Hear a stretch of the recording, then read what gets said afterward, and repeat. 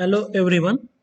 In the last lecture we have seen aliphatic hydrocarbons, उसके classification and just we were started alkane.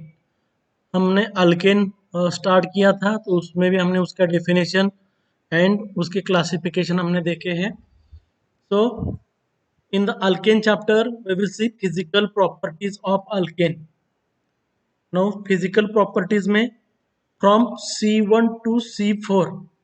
From C1 to C4 का मतलब है from methane से लेकर butane तक जो भी कंपाउंड होंगे तो वो क्या होंगे, are colourless gases. From methane से लेकर ब्यूटेन तक क्या होंगे, वो कलरलेस गैस होंगे. That is from C1 to C4 are colourless gases. Next from C5 to C17.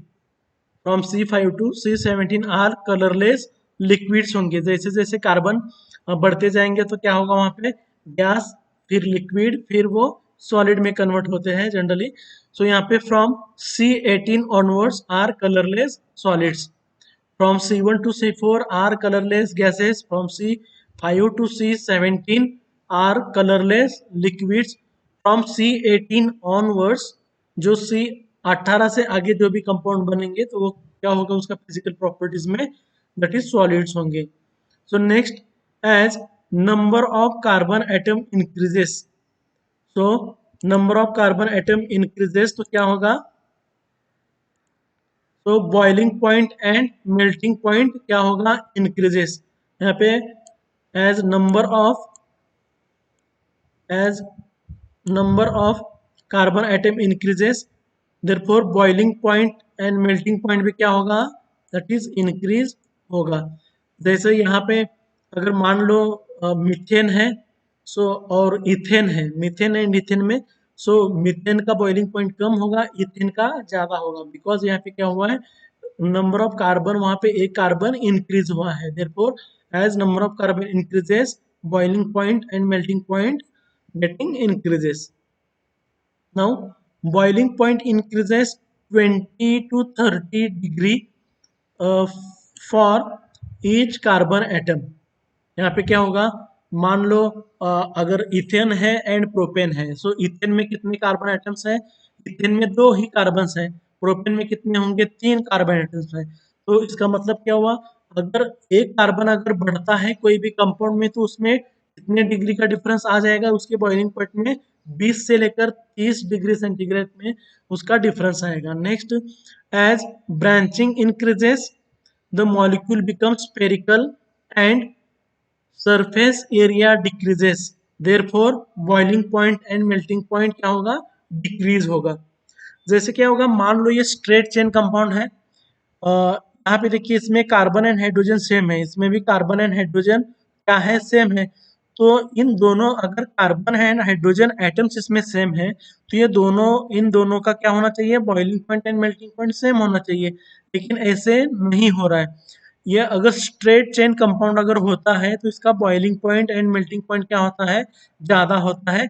And अगर वही सेम मॉलिक्यूलर फॉर्मूला का कंपाउंड अगर दूसरा ब्रांचड चेन अगर बनता है तो इसका boiling point and melting point क्या होता है, कम होता है.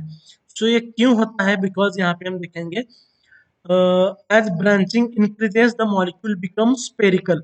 यहाँ पे क्या हुआ, ये स्ट्रेट चेन कंपाउंड है तो यहाँ पे बॉन्ड टूट के एक सी से टूट के यहाँ पे लगा है. तो देखिए यहाँ पे लगने की वजह से, ये ब्रांच रीजन कंपाउंड होने की वजह से क्या हुआ, ये स्पेरिकल बनेगा, दैट इज बॉल के जैसे बनेगा. इसका स्ट्रक्चर क्या बनेगा, इसे बॉल के स्पेरिकल बनेगा. तो उससे क्या होगा, स्पेरिकल बनने से सरफेस एरिया डिक्रीजेस. ये जो सरफेस एरिया ऊपर वाला जो होता है, ये सरफेस एरिया क्या होता है, कम होता है, कम होने लगता है. तो उससे क्या होगा, उससे क्या होता है ये देखिए, तो ये सरफेस एरिया कम, तो यहाँ पे मॉलिक्यूल का एसोसिएशन होता है, यानी क्या, वंडरवाल्स फोर्स ऑफ अट्रैक्शन की वजह से मॉलिक्यूल क्या होंगे, इसमें अट्रैक्शन होगा. एक दूसरे की अट्रैक्शन की वजह से, ऐसे वंडरवाल्स फोर्स के अट्रैक्शन की वजह से एक दूसरे के ऊपर ऐसे ये बैठते जाएंगे, एक दूसरे के ऊपर ये एसोसिएशन होगा इसका.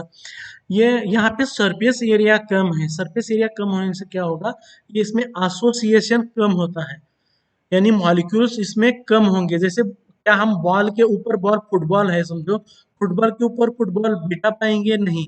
बिकॉज क्यों, सरफेस एरिया कम होने की वजह से वहां पे फुटबॉल के ऊपर फुटबॉल ऐसे बैठेंगे नहीं। तो सरफेस एरिया कम अगर हो रहा है तो एसोसिएशन, तो बॉल उसमें ज्यादा आएंगे नहीं, बॉल एक दूसरे के ऊपर ज्यादा बैठेंगे नहीं। तो एसोसिएशन अगर नहीं हो रहा है तो मॉलिक्यूलर वेट भी उसमें क्या होगा, कम होगा। So definitely boiling point and melting point इसमें क्या होगा, दैट इज कम होगा, दैट इज डिक्रीज होगा इसमें। एंड यहाँ पे अगर देखोगे यही कंपाउंड के सीट में, तो यहाँ पे देखिए इसका डिस्टेंस कितना है, ये इतना इसका डिस्टेंस है, यानी इसमें सरफेस एरिया इसमें ज्यादा है। अगर सरफेस एरिया ज्यादा है तो मॉलिक्यूल का एसोसिएशन होगा, यानी ये जो मॉलिक्यूल के एक दूसरे के ऊपर ऐसे सीट जो होती है, जैसे हम सीट के ऊपर सीट के में भी हम बीटा पाएंगे एक दूसरे के ऊपर एक ऐसे। सो वहां पे क्या होगा, Van der Waals force of attraction, surface area ज्यादा होने की वजह से क्या होगा, अट्रैक्शन उसमें वंडरवाल्स अट्रैक्शन ज्यादा होगा, मॉलिक्यूल्स का अट्रैक्शन भी क्या होगा, ज्यादा होगा। तो उससे क्या होगा, सो उससे क्या होगा, मॉलिक्यूलर वेट बढ़ता जाएगा, बिकॉज वहां पे एसोसिएशन की वजह से मॉलिक्यूल्स ज्यादा है। तो डेफिनेटली इसमें क्या होगा, मेल्टिंग एंड बॉइलिंग पॉइंट क्या होगा, इंक्रीज होगा। तो स्ट्रेट चेन कंपाउंड का बॉइलिंग पॉइंट क्या होता है, ज्यादा होता है। एंड ब्रांचेड चेन कंपाउंड्स का boiling point and melting point क्या होता है, कम होता है। तो नेक्स्ट पॉइंट देखेंगे, सोलिबिलिटी। अल्केन्स क्या होते हैं, नॉन पोलर होते हैं। ये जो होते हैं इसमें इसमें पोलर पोलर ये पोलर मॉलिक्यूल नहीं होते, देयरफॉर नॉन पोलर।